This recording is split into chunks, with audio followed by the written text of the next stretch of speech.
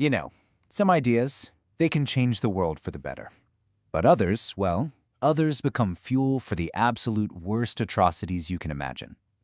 And today, we're going to trace the path of one of the deadliest ideas of the 20th century, Lebensraum. Now, on the surface, the word itself seems pretty harmless, right?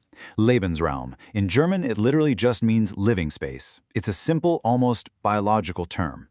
But, and this is a huge but, as you're about to see, that simple translation hides a truly terrifying history. So, that really brings us to the core question here, the one we're going to unpack. How on earth did a neutral-sounding concept like living space twist and mutate into a reason for a war of total annihilation and the genocide of millions of people? All right, so to answer that, we've got a roadmap. We'll start at the beginning with its academic origins. Then we'll see how it got twisted for war. After that, how it became Hitler's racist doctrine. Then the really tough part, seeing it put into practice as genocide. And finally, we'll look at the destructive legacy it left behind. So, let's dive into part 1, and you might be surprised where this story begins. It's not in the halls of the Nazi Party. No, it's actually in the quiet studies of 19th century German academics, where Lebensraum was born not as a political weapon, but as a geographical theory. And you can really see the idea evolving right here on this timeline. It starts in 1897 with a geographer, Friedrich Ratzel, who used Lebensraum to just talk about the relationship between a society and its territory.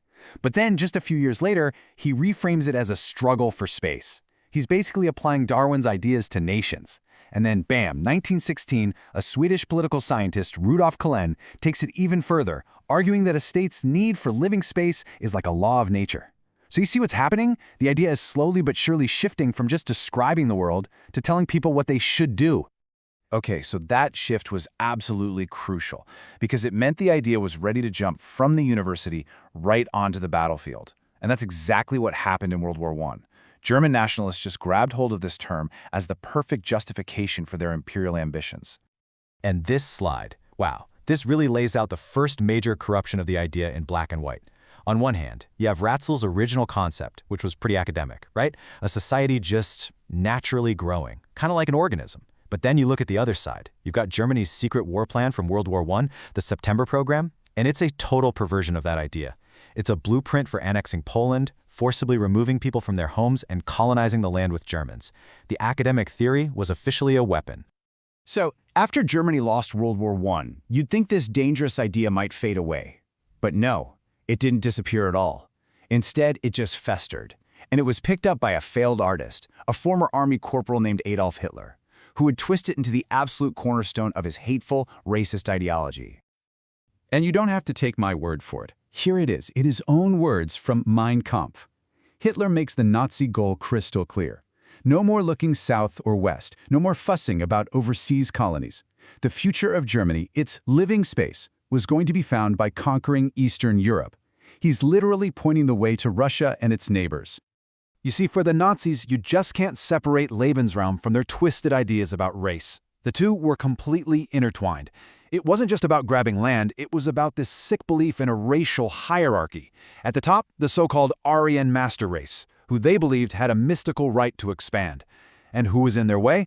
Well, the Slavic peoples of the East, who they disgustingly labeled as Untermenschens, subhumans. And this is a key point. The goal was never to absorb these people, to Germanize them. Oh no. The goal was to Germanize the soil itself, and that could only mean one thing. The people already living there, they had to be eliminated.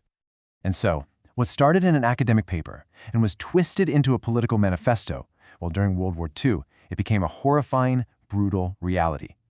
This is where we see the theory put into systematic practice, specifically through a chillingly named secret plan, General Plan Ost, the master plan for the East.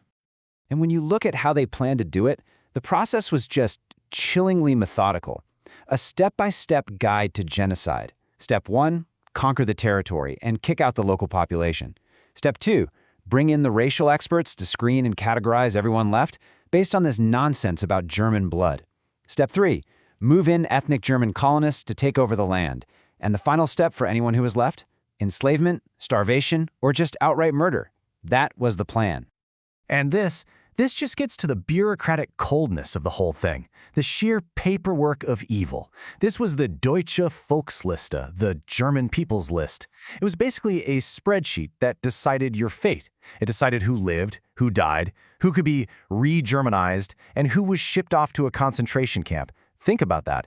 The lives of millions of people boiled down to these totally arbitrary, racist categories. Your entire future sealed by a check mark on a form.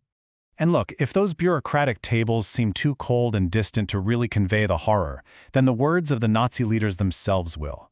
This quote from Heinrich Himmler, it just lays it all bare, the absolute total dehumanization at the very heart of the Lebensraum policy.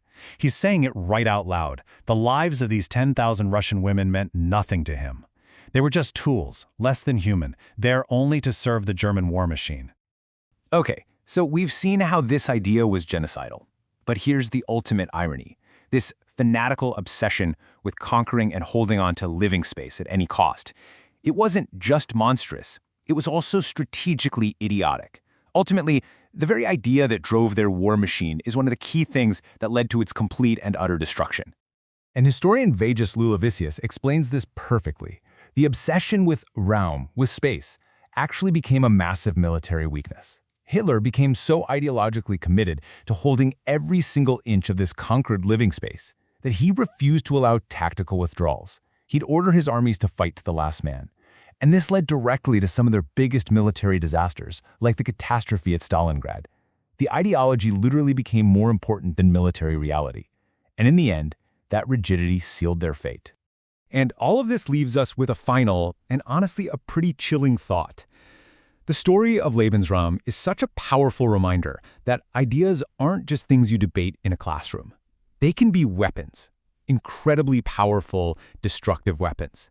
It's the ultimate example of how a seemingly harmless academic theory can be twisted and perverted into a justification for horror on a scale that's almost impossible to comprehend. And that forces us, it has to force us, to ask ourselves, what are the powerful ideas, the big ideologies shaping our world right now, and where are they leading us?